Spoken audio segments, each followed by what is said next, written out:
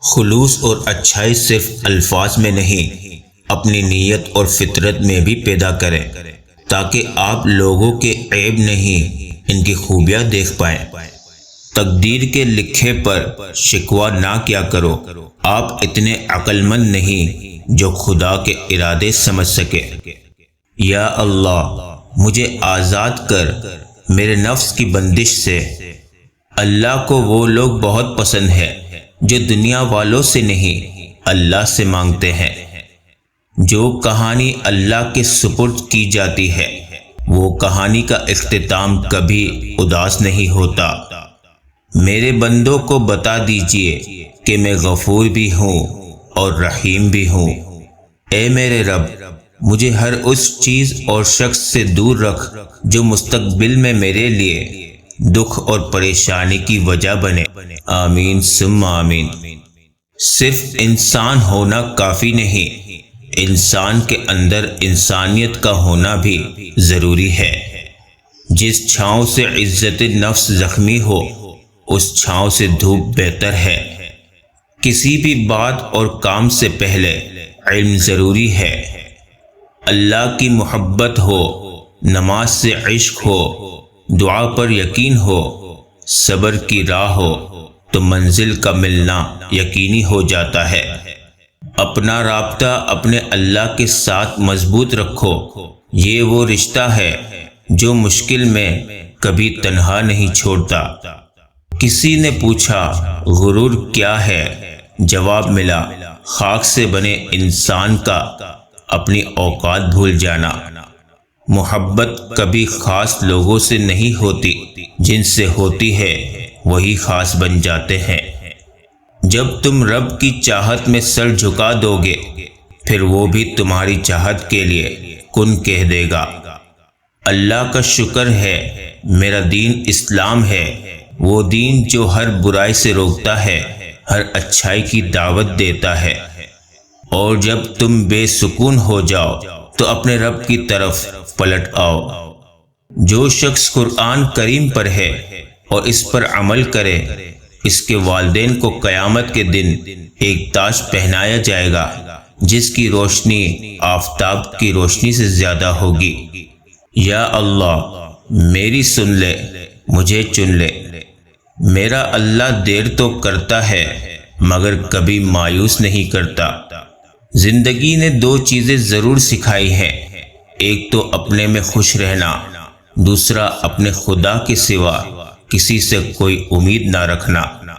دنیا کا نقصان اس نقصان کے مقابلے میں کوئی حیثیت نہیں رکھتا کہ جنت جس کی وسعت زمین و آسمان کے برابر ہے اس میں ہمارے لیے کوئی جگہ نہ ہو۔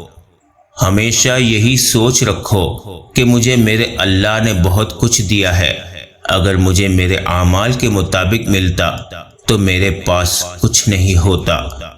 اللہ کے معاملے میں اتنا نہ سوچا کرو، آنکھیں بند کر کے یقین کر لیا کرو، کیونکہ یہ معجزوں کا راستہ ہے۔ زندگی کی کتاب میں ہر صفحے پر سبق ہے پر ہم سیکھتے نہیں۔ ہر ایسے کام سے اجتناب کریں جس سے پہلے بسم اللہ اور آخر میں الحمدللہ کہتے ہوئے شرم آئے۔ اگر اللہ آپ کو دوسرا موقع عطا کرے تو آپ بھی پرانی غلطیاں مت دہرایا کریں۔ نا امید مت ہو، آج اگر آپ مشکل میں ہیں تو کل آسانی بھی ہوگی انشاءاللہ، کیونکہ اللہ پاک کے خزانے آپ کے خوابوں سے بہت زیادہ وسیع ہے۔ جب لوگ تمہیں تکلیف میں اکیلا چھوڑ دیں تو جان لو کہ اللہ تعالیٰ تمہارے کام کا ذمہ خود لینا چاہتا ہے۔ دنیا کا سب سے بہترین یو ٹرن توبہ ہے۔ جس کنویں سے لوگ پانی پیتے رہے وہ کبھی نہیں سوکھتا، اگر لوگ پانی پینا چھوڑ دے تو کنواں سوکھ جاتا ہے۔ یہ بڑے راز کی بات ہے، یہ اللہ کا قانون ہے۔ آپ کے تعارف کے دو حصے ہیں، ایک آپ کی خوبیاں اور دوسرا آپ کے خوبیوں والے دوست۔ دنیا میں سب سے زیادہ مطمئن وہ لوگ ہیں جنہیں اپنے معاملات اللہ پاک کے سپرد کرنے کی عادت ہو۔ آج کل لوگ اپنی تربیت اور بدتمیزی چھپانے کو بلڈ پریشر کا نام دیتے ہیں۔ ہدایت کا نور سب تک پہنچ رہا ہے، لیکن جس کا دل ہی زنگ آلود ہو وہ اسے محسوس ہی نہیں کرتا۔ نظر اپنی خامیوں پر بھی رکھو، ہمیشہ سامنے والا ہی غلط نہیں ہوتا۔ جب آپ رب سے محبت کرتے ہیں تو وہ آپ کے دلوں میں انہی لوگوں کو بسنے دیتا ہے جو آپ کی محبت کے اہل ہو۔ کم علموں کے پاس اتنا بیٹھو جتنا وہ آپ کے ساتھ سنجیدہ رہ سکتے ہیں۔